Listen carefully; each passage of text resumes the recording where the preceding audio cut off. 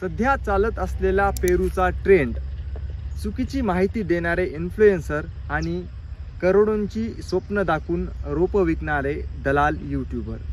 मित्रांनो, तुम्हाला खरं सांगू का, शेतकऱ्यांपेक्षा आज जर जास्त कोण श्रीमंत झाला असेल तर तो म्हणजे व्यापारी, दलाल आणि यूट्यूबर.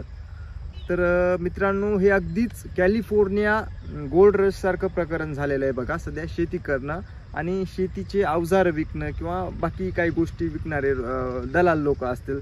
तर तुम्हाला कॅलिफोर्निया गोल्ड रश म्हणजे काय तर माहिती आहे का? तर चला आता मी तुम्हाला त्या कहाणीमध्ये नेतो. 1848ला बघा, कॅलिफोर्नियामध्ये एका मिलच्या शेजारी काही वर्कर्स जेवत असताना त्यांना एका ओढ्यामध्ये सोन्याचे खडे सापडले आणि त्या आपल्या परिसरामध्ये, कॅलिफोर्नियाच्या मिलच्या परिसरामध्ये तिथं सोनं आहे ही बातमी पूर्ण अमेरिका आणि आफ्रिका खंडात अगदी वाऱ्यासारखी, वणव्यासारखी पसरली आणि पूर्ण जगातून तिथे सोनं काढायसाठी कॅलिफोर्नियामध्ये मारामारी सुरू झाली.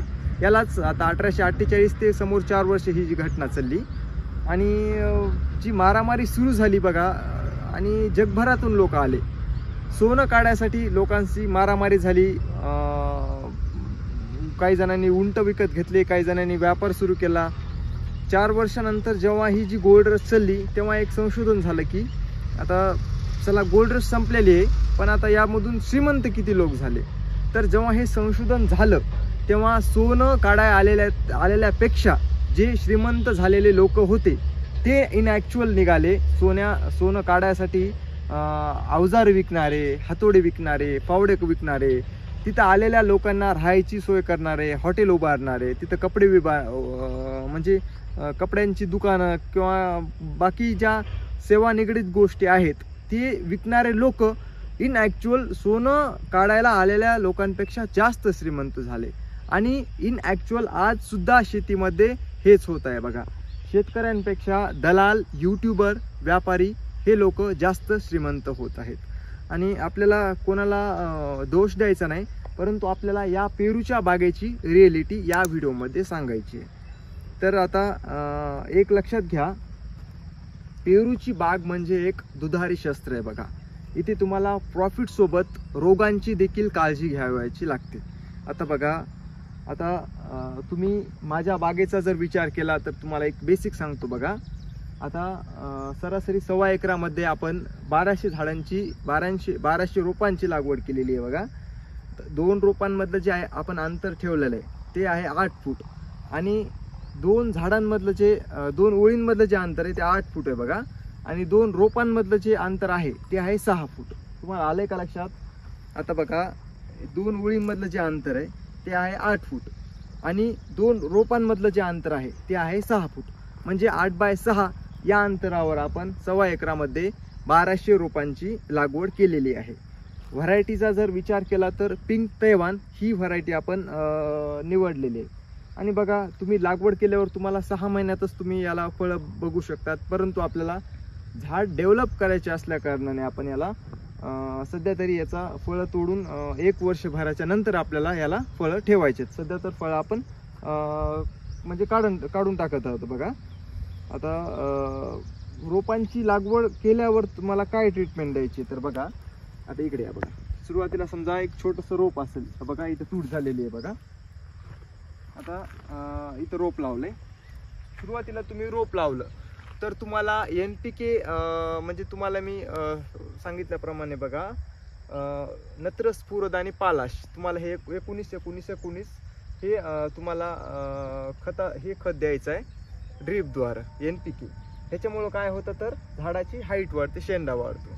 दुसरं, आता जेव्हा ह्या स्टेजला झाड असेल तर तुम्हाला 12-61-00 द्यायचे. म्हणजे काय तर तुमच्या झाडाची फुटव्याची संख्या जास्त होते. पेरूला अजून एक महत्त्वाची काळजी म्हणजे तुम्हाला ह्युमिक ॲसिड शक्य होईल तितकं देत राहायचं.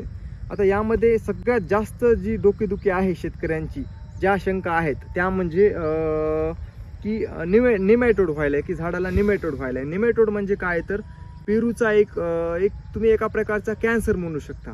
पेरूच्या झाडाचा एक कॅन्सर म्हणू शकता तुम्ही. हा निमॅटोड रोग आहे. म्हणजे यामुळे बघा झाडाच्या मुळाला गाठी होतात. आणि ते झाडं ओळखायचे कसे तर तुम्ही रोपं लावले, जे झाडाची जर्मिनेशन झालीच नाही, जे झाड उठलेच नाही, पिवळे पडले, तुम्ही उपसून बघा एखादं झाड, मुळाला गाठी असल्या की समजून जा की या झाडाच्या मुळाला गाठी आहेत, म्हणजेच या झाडाला नेमॅटोड रोग झालेला आहे आणि तुम्ही रोपं घेताना स्वच्छ पांढऱ्या मुळ्या असलेली रोपं घ्यायला पाहिजेत.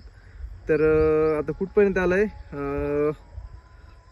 ट्रीटमेंट काय द्यायची, तर बरोबर आहे 19 सुरुवातीला खतामध्ये, त्याच्यानंतर 1261 तुम्हाला ह्युमिक ॲसिड जास्त देत राहायचं आहे, बुरशीनाशक देत राहायचं आहे.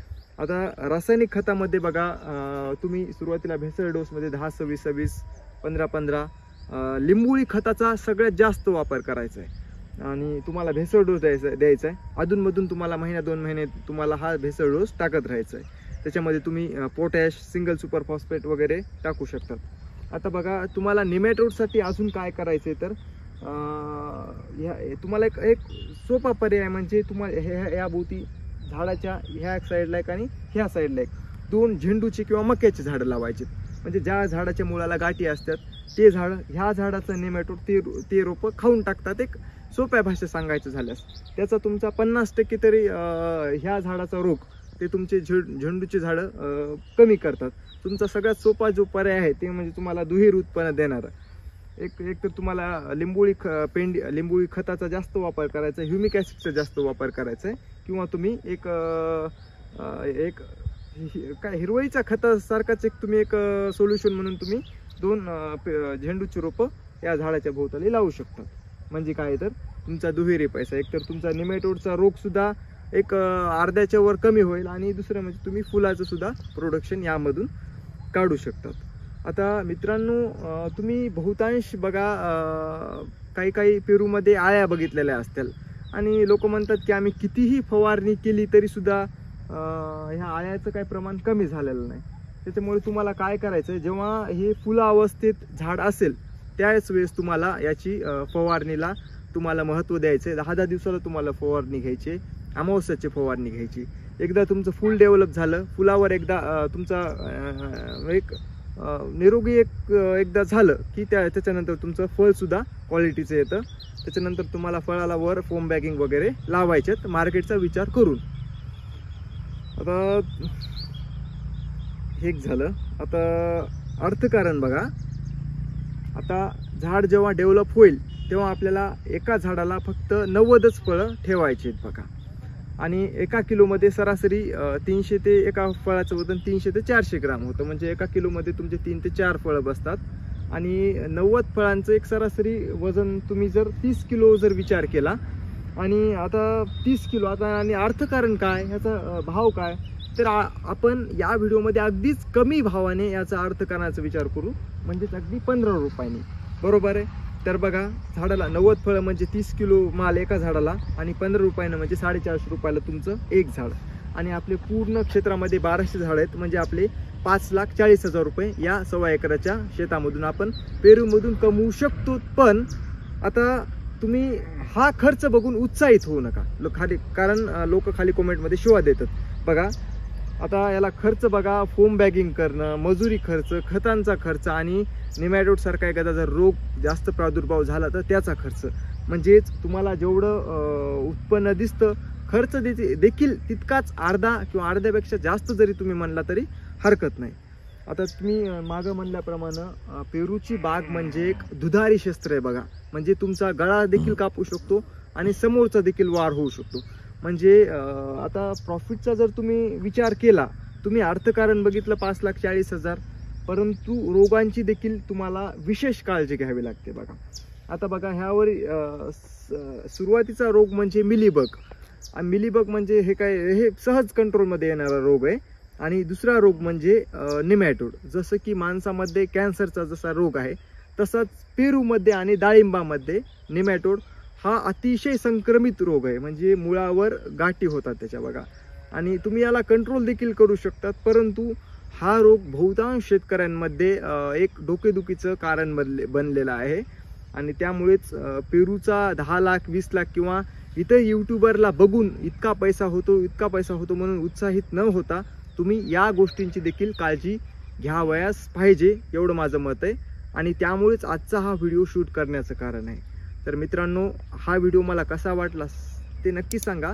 आणि या व्हिडिओमध्ये पेरूच्या शेतीबद्दल एक रियालिटी काय तर ते दाखवायचं, हा माझा एक मनापासून हेतू होता आणि ते आज मी स्पष्ट केले. तर काही शंका असल्या तर मला खाली कॉमेंटमध्ये तुम्ही विचारा, आणि इतर काही प्रश्न उपस्थित झाले, निर्माण झाले तर ते नक्कीच मला खाली कॉमेंटमध्ये विचारा. जितकं शक्य होईल तितकं मी प्रश्न देण्याचा प्रामाणिक प्रयत्न करतो. धन्यवाद.